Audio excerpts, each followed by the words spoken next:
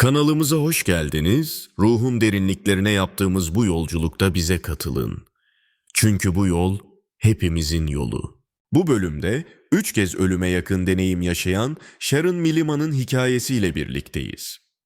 Sharon ilk deneyimini 13 yaşında yüzme dersi alırken boğulduğunda yaşamıştır.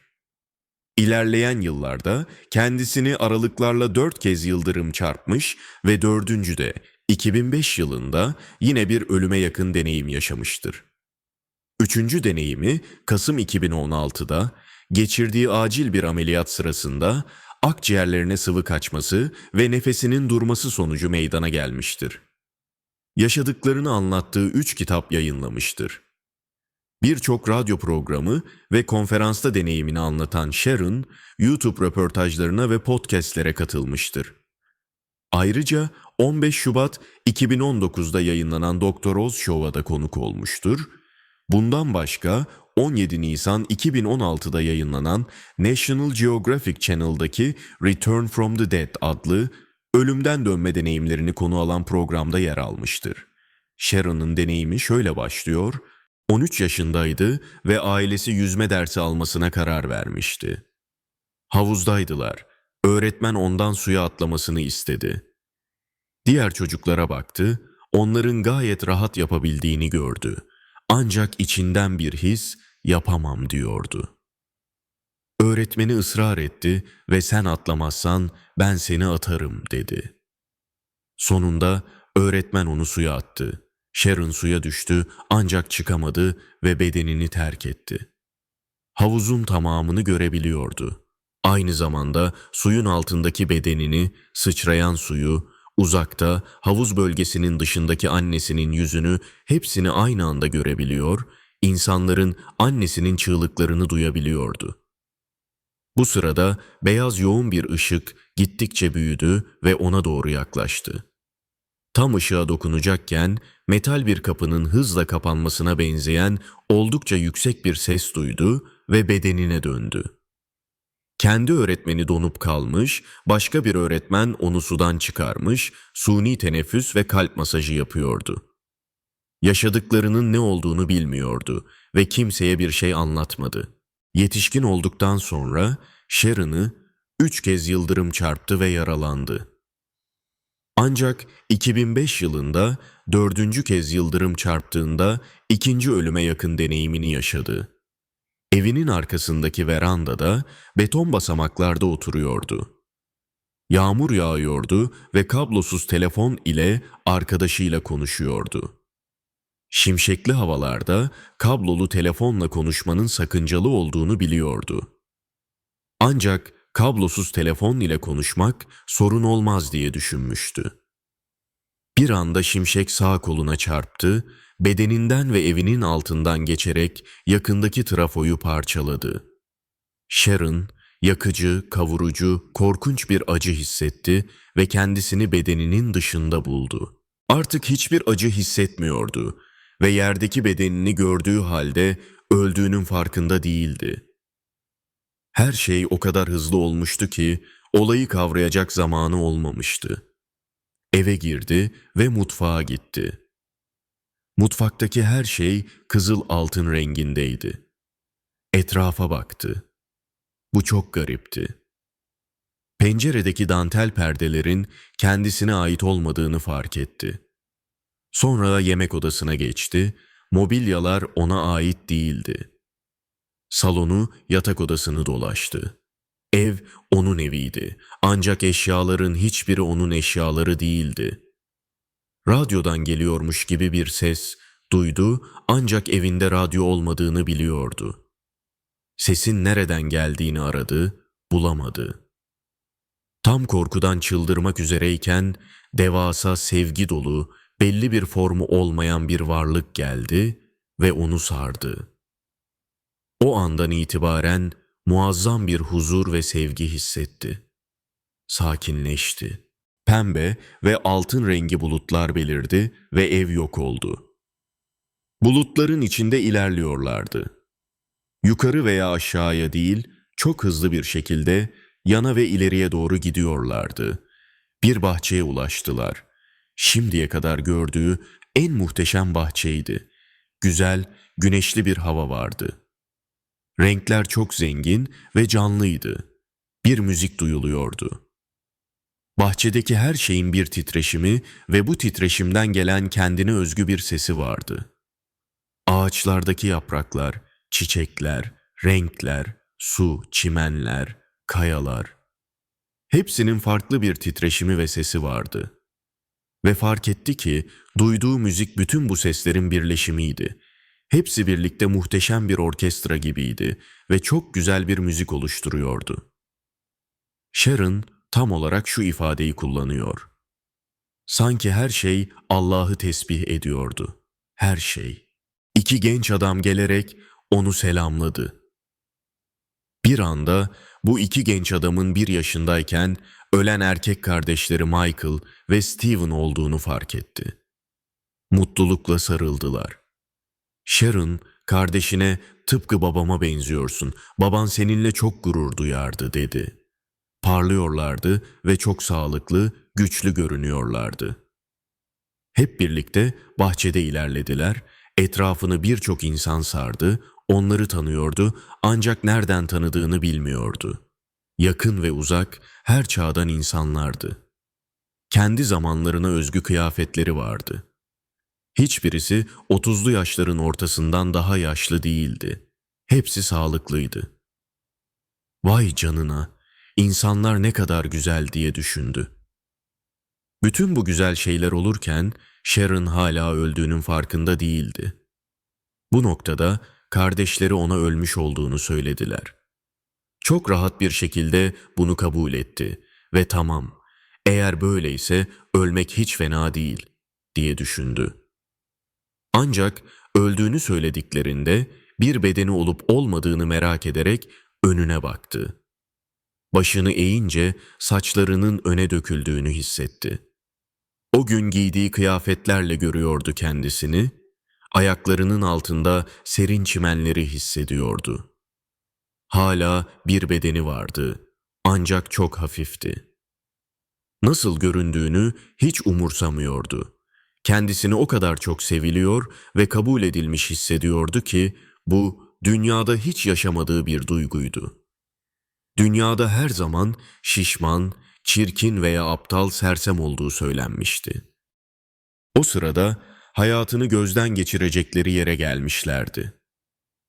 Doğumundan ölümüne kadar her şeyi gördü. Kimse onu yargılamadı ve o da kendisini yargılamadı. Bu yüzden bu bölüm hızlıca bitti.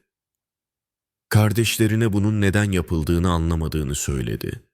Onlar ise sadece gülümsediler ve bir cevap vermediler. Etrafı gezmeye devam ettiler. Büyük, kalın, altın rengi duvarların arkasında muhteşem bir şehir gördü. Şehrin merkezinde çok güzel bir kubbesi olan yuvarlak bir bina vardı. Şehrin dışına doğru başka bölgeler de gördü. Bebeklerin ve çocukların bulunduğu bir yer vardı. Çok seviliyorlardı ve çok mutluydular. Büyük anne ve büyük babaları tarafından, ataları tarafından, melekler tarafından bakılıyorlardı.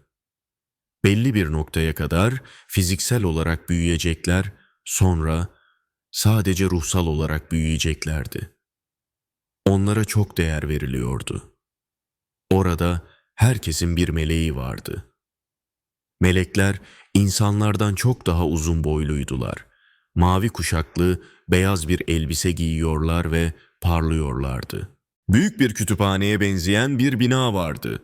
Baştan sona kitaplarla doluydu ve bilmek isteyebileceğiniz her konuda kitaplar vardı. Sharon buraya bilgi salonu adını veriyor. Bir tür hastane olarak tanımlayabileceği başka bir bina vardı. Tıpkı kendisine olduğu gibi aniden çok hızlı ve beklenmedik bir şekilde ölen insanlar ne olduğunu kavrayamıyor ve bu binaya alınıyordu.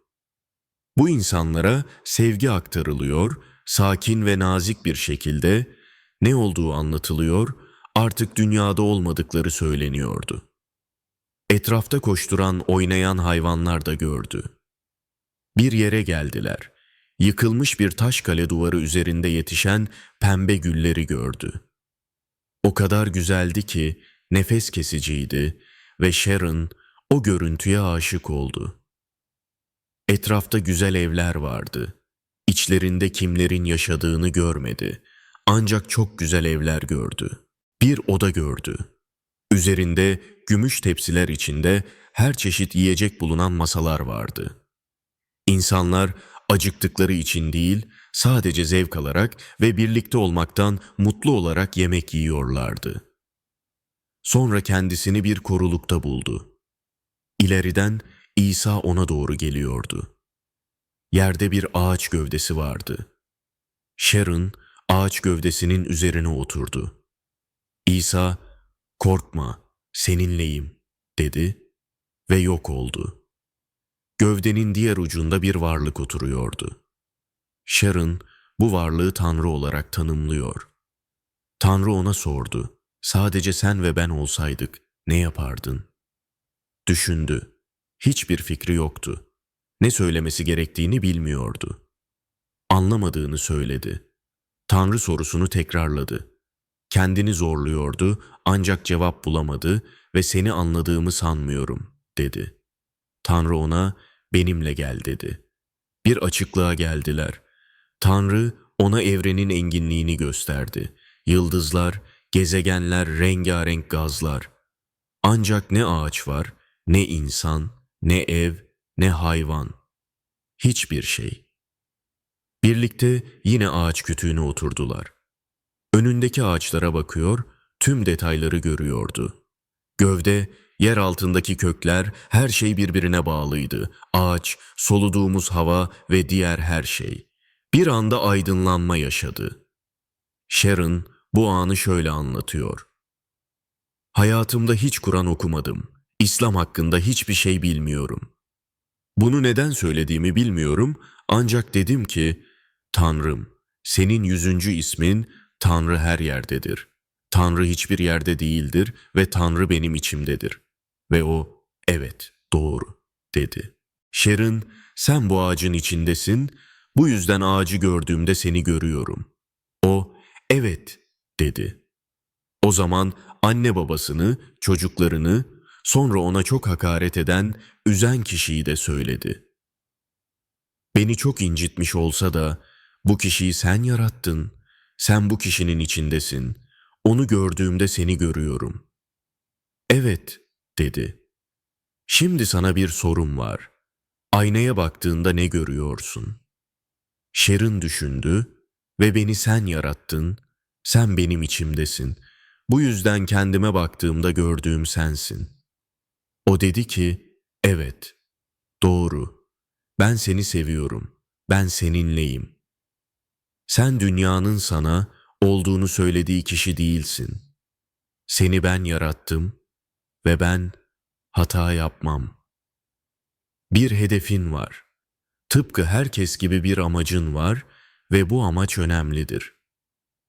Kendini görmeye başlamalısın." Sonra iki melek yanına geldi. Kanatları yoktu. Güzel süslü elbiseler giymişlerdi ve onu çok sakin bir göle götürdüler. Cama bakmak gibiydi. Eğilip suya baktı ve aşağıdaki dünyayı gördü. Dünyanın farklı yerlerinde gelecekte olacak olayları gördü. Çok sayıda korkunç hava değişikliği, volkanlar, depremler ve tsunamiler. Çeşitli hükümetlerin ve dünyanın farklı yerlerinin üzerinde kara bulutlar vardı. Sonra isyanları ve insanların hükümetleri devirdiğini gördü. Ona para sisteminin çökeceği gösterildi ve takas sistemine geri döneceğimiz söylendi. Melekler bunun insanların kolektif bencilliği nedeniyle olduğunu ve insanlığın değişebileceğini ve değişirsek bunların olmayacağını söylediler. Daha sonra Sharon kendisini bedeninde buldu. Nasıl döndüğünü hatırlamıyor. 2016 Kasım ayında acil bir operasyon sırasında nefesi durdu ve tekrar bedenini terk etti. "Tamam, gidiyorum," diye düşündü. ve kendisini yine daha önce gördüğü altın duvarın yanında buldu. Duvarı aşıp içeri girmek istiyordu. Ancak ne kadar uğraşsa da duvarı aşamadı. Geri dönmek istemiyor, orada kalmak istiyordu. Bir anda küçük bir beagle yavrusu ayaklarının dibine atladı. Sharon bir süre onunla oynadı. Bu sırada şehrin kapısından her yaştan ve ırktan birçok kişi giriyordu. 2 tane Orta Doğulu gibi görünen ve bir de Amerikalı, inşaat işçisi gibi görünen adamlar Sharon'a yaklaştılar ancak sonra şehre girdiler. İnşaat işçisinin kaskı ve alet kemeri hala üzerindeydi. Sonra biri yaşlı, biri genç 2 kişiyi gördü. Genç olanı tanıyordu. Arkadaşının yıllar önce ölen oğluydu. Genç olan yaşlı adama eşlik ediyordu. Onu görünce heyecanlandı ve "Seni tanıyorum" dedi. Genç ona gülümsedi, yanındaki babasıydı ve babasına eşlik ederek şehrin kapısından içeri girdiler. Sharon bedenine geri döndü. Uyandığında telefonunda bir mesaj vardı. Arkadaşının kocasının öldüğünü yazıyordu. Sharon'ın deneyiminde şehre girerken gördüğü kişiydi bu. Akşam kızı hastanede onu ziyaret ettiğinde deneyimini ona anlattı ve kızı köpeği hatırladı. Komşularını bu yavru köpeği döverken görmüşler ve polisi aramışlardı. Sharon şunları söylüyor: "Ben hayatımı gözden geçirirken ne kendimi yargıladım ne de yargılanma hissettim. Belki de yargılama kendimizi Tanrı'nın önünde yargıladığımız zamandır. Ben hep bir çıkış yolu arıyordum. Hep bu dünyadan gitmek, ölmek istiyordum. Hayat benim için çok zor, çok acı vericiydi. Çok fazla taciz yaşadım. Bu yüzden bu kadar fazla ölüme yakın deneyim yaşadığımı düşünüyorum. Ta ki anlayana kadar. Bana amacım ve kim olduğum hatırlatıldı." 3. deneyimi sadece arkadaşıma kocasının ve oğlunun iyi olduğunu bildirmek için, kızıma ve diğer insanlara ise evcil hayvanlarımızı da tıpkı sevdiklerimiz gibi tekrar göreceğimizi söylemek için yaşadığıma inanıyorum. Ölen sevdiklerimiz o kadar uzakta değiller. İlahi alem ne yukarıda ne aşağıda. Ölmek, evinizde bir odadan diğerine geçmek kadar anlık bir olay. Bir an buradaydım ve 1 saniye sonra diğer taraftaydım. Benim gibi bu deneyimleri yaşayan insanlar geri geliyor ve anlatmak, paylaşmak için çok güçlü bir istek hissediyoruz. Belki Tanrı bunların bilinmesini istiyor. Cennetin var olduğunu, Tanrı'nın bizi sevdiğini. Onun birçok ismi var, birçok dili konuşuyor, bizi seviyor ve bu dünyaya öylece başıboş bir şekilde atılmadık.